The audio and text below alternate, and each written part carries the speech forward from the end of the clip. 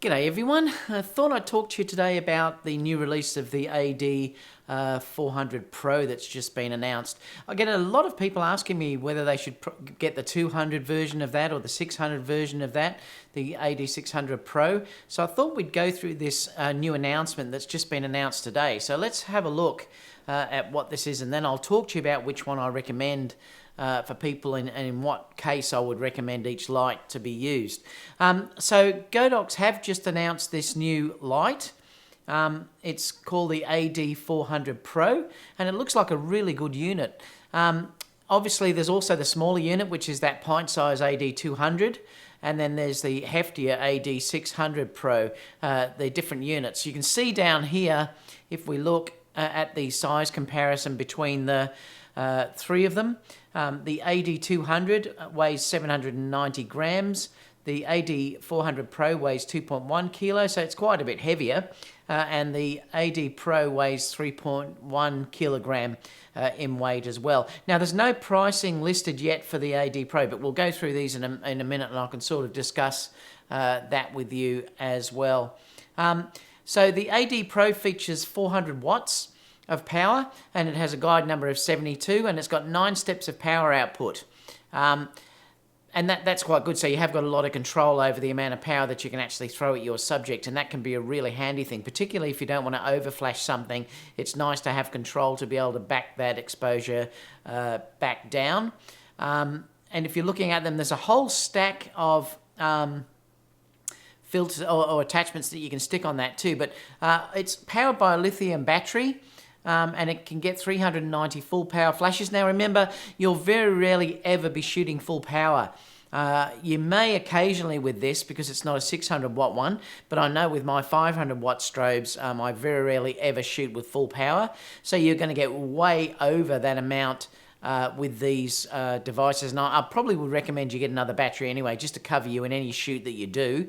But as a normal shoot, you know, you're going to get 1,000 images out of this, even if you're shooting, say, half power or something like that. You're going to get a lot of flash output out of this, as long as you don't use the lighting that's on it, and I'll talk about that in a minute.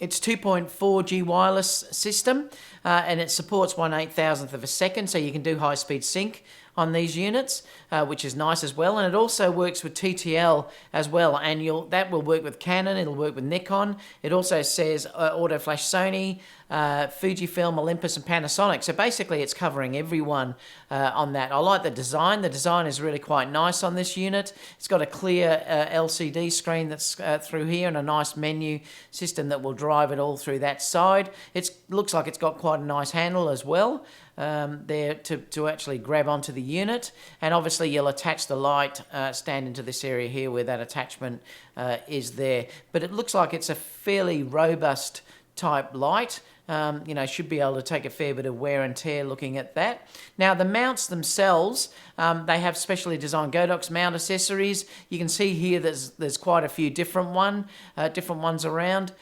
You've also got the grids that you can attach on with filters if you like to do that. You've got snoots that you can attach.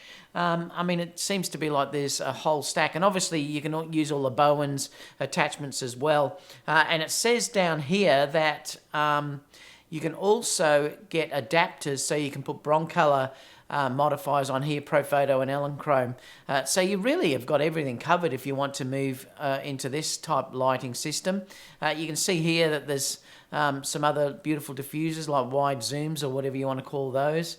But it looks really nice. It's saying also there's a 30 watt LED. Now that can be quite handy if you want to just use it as a LED light, and that's probably more than what you think. You can use these lights if you're in a very dark situation, particularly to get focus and things like that. That's where these lights are really good, and I use my light modifiers like that all the time with the LED lights on. And in a pinch you can even use it as just continuous lighting as well if you want to use that. You've just got to be aware that if you do use that LED lighting, it will drain the battery quicker than if that's turned off. But if you are struggling to get focus, for instance, it's a great way of using that to get focus. Plus you will also see the way the light's falling on your subject with a modifier as well. So they're terrific things to actually get.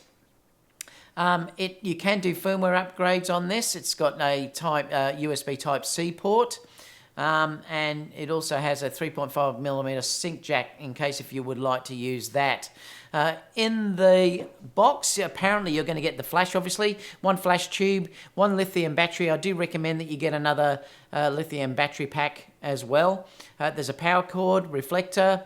You can see this is obviously the reflector here. One Bowens mount adapter ring, so you get the Bowens adapter ring on that, one wrench and an instruction manual there as well. Now they're saying down here that the cost of this light is going to be, well, the AD200 is $330, the AD600 Pro is $899, so it's going to be somewhere in between those two, somewhere along that line. But I just thought I wanted to share that with you because it looks like it's a really nice light, and pretty exciting to see how people find it when they actually get them. People ask me, well, which one would they get? I know I probably, to be honest, if that was me, I would get the AD600 Pro because I always want as much light as I can if I need to overpower the sun. I always thought, I've used the AD200 in the store, and I've always found that is a little bit light on for power particularly. You have to get very close to your subject, or you would have to buy two of them. And rather than doing that, I think I'd much prefer to get the AD400 Pro, which probably will have enough power to overpower the sun, and it's a lot lighter. Like I said, if it was me personally, I'd get the AD600 Pro, but the 400 is definitely, I think, a step up than using the AD200. Like I said, I really believe that is probably a little bit small for the way I shoot, and I'd prefer to have that middle one, particularly if I couldn't afford to get the AD600 Pro.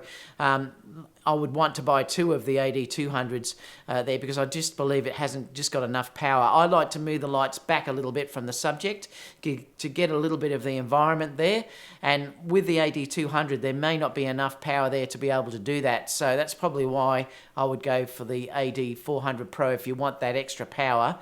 And I think it's probably going to be, quite a nice light. So let me know in the comments down below what you think about it. Are you intending to get that? If you've got the AD200 Pro, let me know whether you're thinking about upgrading to the 400 or whether you really would like to go to the AD600 Pro. I'd just be curious to see what you think about that. And yeah, that's about all for now. So catch you in the next video, guys. Bye for now.